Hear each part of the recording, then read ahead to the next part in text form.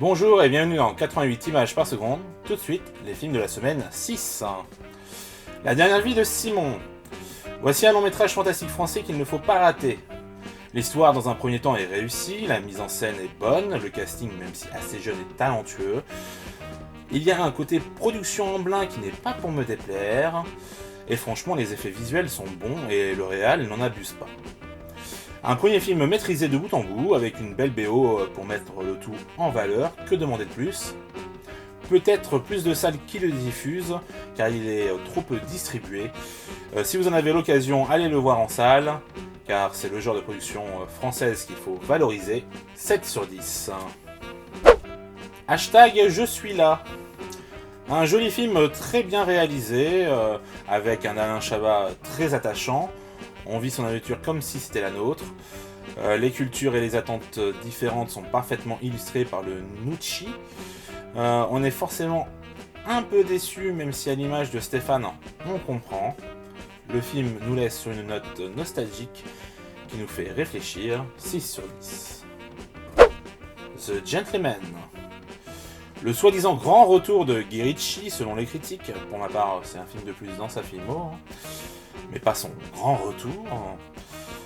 Car à l'image de ses deux premiers films, Arnaque Crime et Botanique et Snatch, on a certes des caïds et de l'humour, mais c'est loin d'être aussi réussi. Dommage, car le casting est vraiment cool, on a tout de même un bon divertissement, faut pas se le cacher. Sachez juste ce que vous allez voir, d'accord? 6 sur 10. Adam. Premier long métrage de la réal Mariam Toudzani, que l'on a découvert dans Razia comme actrice en 2018. On a ici affaire au parcours de deux femmes dont la rencontre fera avancer les deux. Bien sûr, le droit des femmes est plusieurs fois évoqué, mais plus qu'un film politique, c'est le destin hors du commun de deux femmes fortes.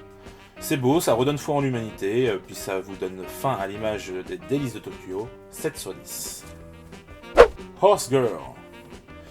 Un film pas facile d'accès où l'on suit une marginale à la vie pourtant bien rangée, qui va prendre une toute autre tournure.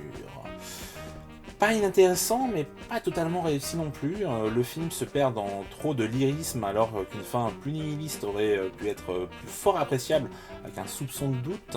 Bref, pas totalement convaincu, même si Alison Brie nous livre sa meilleure performance, et que c'est assez original pour un film Netflix. 5 sur 10. The Coldest Game. Un film de contre-espionnage assez classique, rien de bien nouveau, après le casting est correct, la mise en scène très simple, le film passe bien mais n'a clairement pas assez d'ambition pour ce genre de film, donc 5 sur 10. Voilà pour les films de la semaine 6. Le film de la semaine étant La dernière vie de Simon, que je vous encourage à aller voir. Si vous ne pouvez pas parce qu'il n'est pas diffusé chez vous, harcelez votre cinéma pour qu'il le diffuse, ça peut marcher, je vous le garantis. Donc, allez-y, et bonne semaine. Ciao.